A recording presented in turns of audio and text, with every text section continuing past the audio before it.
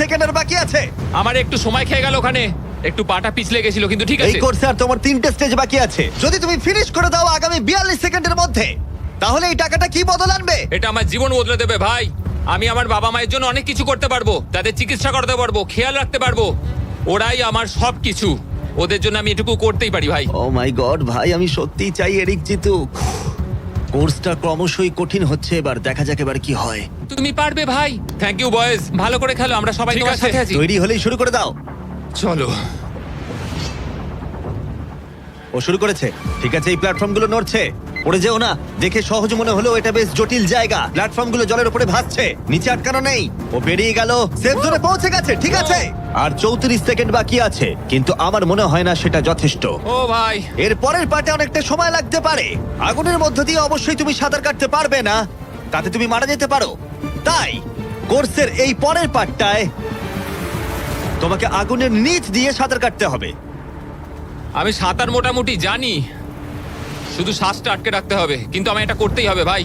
তুমি ডান দিকে তাকালে একজোড়া গগলস দেখতে পাবে। তোমাকে হয়তো ওগুলো পড়তে হতে পারে, কারণ তুমি আগুনের তলা দিয়ে সাঁতার কাটবে। এখন এরিকের হাতে যা সময় আছে সেটা অনেক বেশি মনে হতে পারে, কিন্তু ওকে যে দূরত্ব সাঁতার কাটতে হবে সেটা অনেকটাই বেশি। আর নিঃশ্বাস নিতে জলের ওপরে উঠলে ও অনেকটাই পিছিয়ে পড়বে। আর 34 সেকেন্ড বাকি আছে। এবার তাহলে দেখে নেওয়া যাক এই $3.5 লাখ তোমার ব্যাংক অ্যাকাউন্টে যাবে নাকি ওখানে পড়ে পুড়ে যাবে। তোমার উপরই সব নির্ভর করছে। চলো ভাই।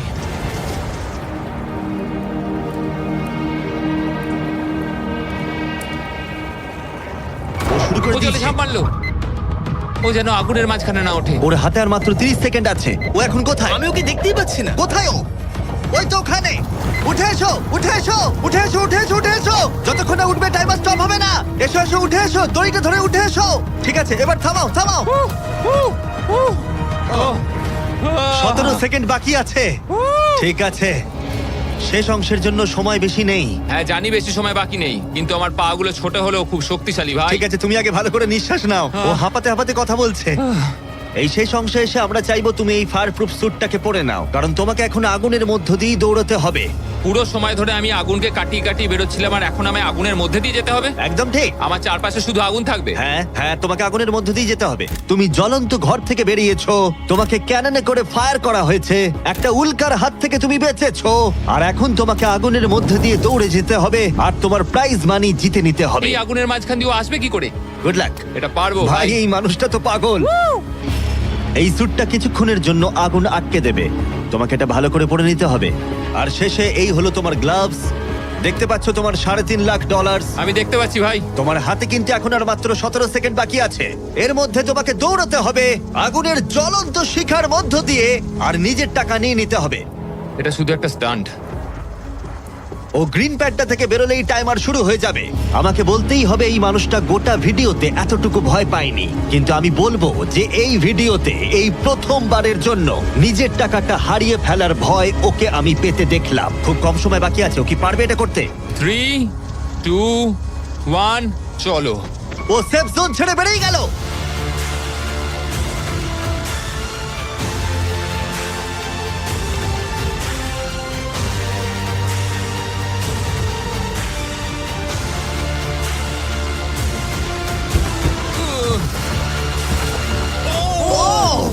পেরেছে ভাই। ও, ওর গায়ে আগুন লেগে গেছে। নেভাও নেভাও, আরে নেভাও তাড়াতাড়ি।